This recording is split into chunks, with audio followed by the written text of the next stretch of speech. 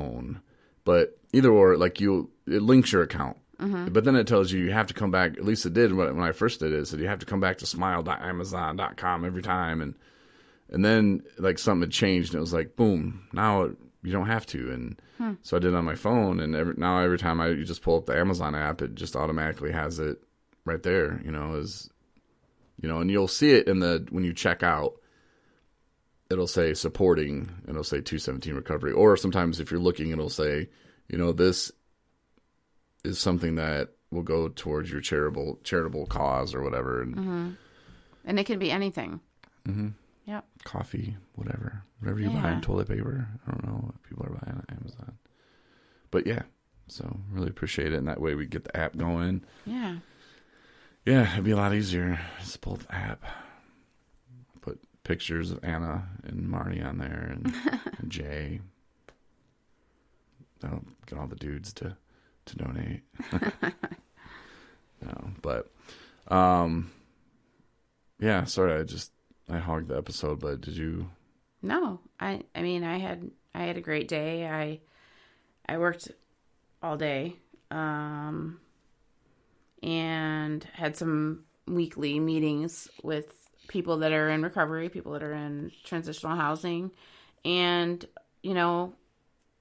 every day is a different day at work, but you get to know the people that are there, and you get to be a part of helping them on their everyday routines, kind of getting back on track with their life. And it's a really rewarding job.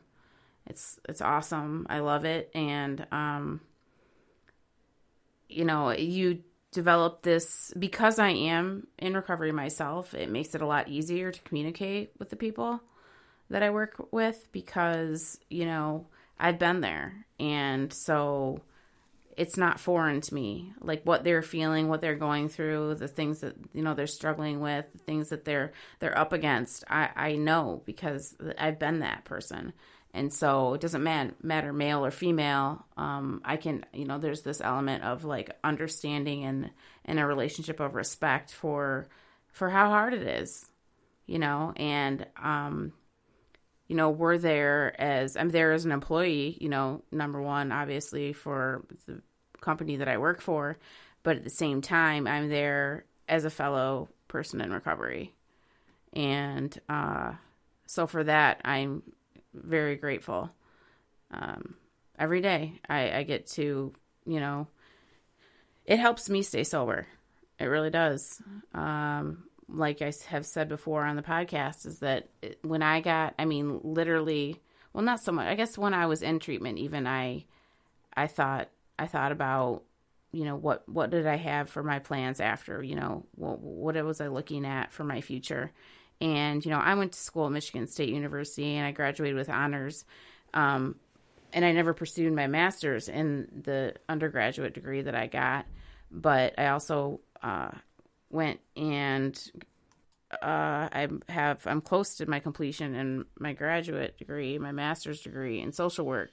And that's where I kind of was like picking up on, like, I can really use everything that I've learned, to help people. No, I'm not a therapist, but in my own experience, sometimes you don't really necessarily need to have a therapist to be able to, communicate your feelings and work through stuff that's on your mind.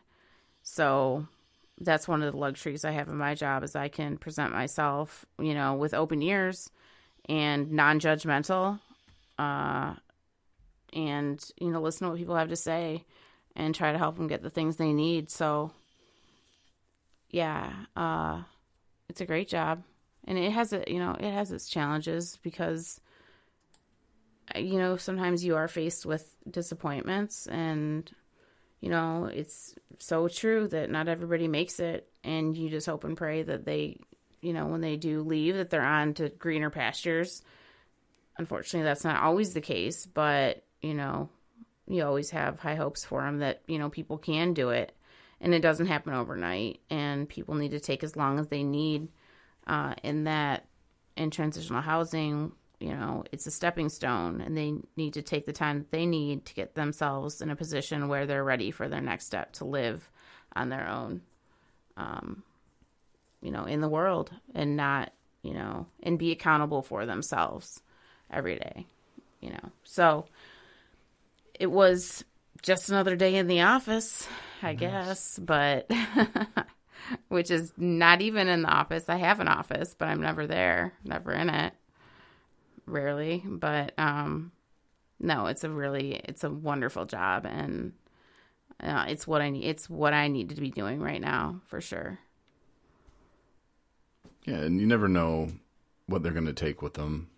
Like, right. For you and I both, probably we built on every time we went into a treatment center, every time we talked to somebody, we took a little bit of that with us. It's not like I took everything with me the first time I went. I didn't just learn it all. Like, oh, boom, like this is what's happening. And it took a lot of soul searching, and we add those things up, and yeah, maybe it's not, maybe they're not done yet, and that's part of it, but hopefully they can see that you're doing well, and then remember, maybe 3 years from now for them, Yeah.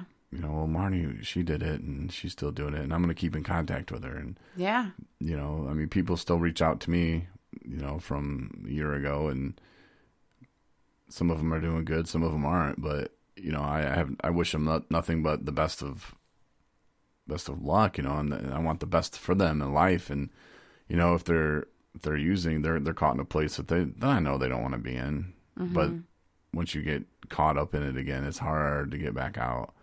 Yeah. And you feel like a failure again. And how many times do I go through this? And you just beat yourself up, but you don't have to. There's resources on our website too. If you do need help and you're going through that again, and you're just thinking, man, I got to stop. Or if you know someone who is, and just maybe send them a link. Resources at 217recovery.com. Check it out. Maybe that can help you. And hopefully soon you'll be right on the app. Yeah. Get the 217 Recovery app from the App Store. Yeah. You're saying that all the time now. Uh-huh. That'd be cool. But, all right. Thank you so much for listening. Share this with your friends, especially if you know someone who has abandonment issues or daddy issues. Well, not like stripper daddy issues, but maybe that too. I don't know. The beginning part of this, where I was... Yeah. Actually, had a moment there, but thanks for listening. I really appreciate it, and we'll talk to you again on Thursday. Thanks, everybody.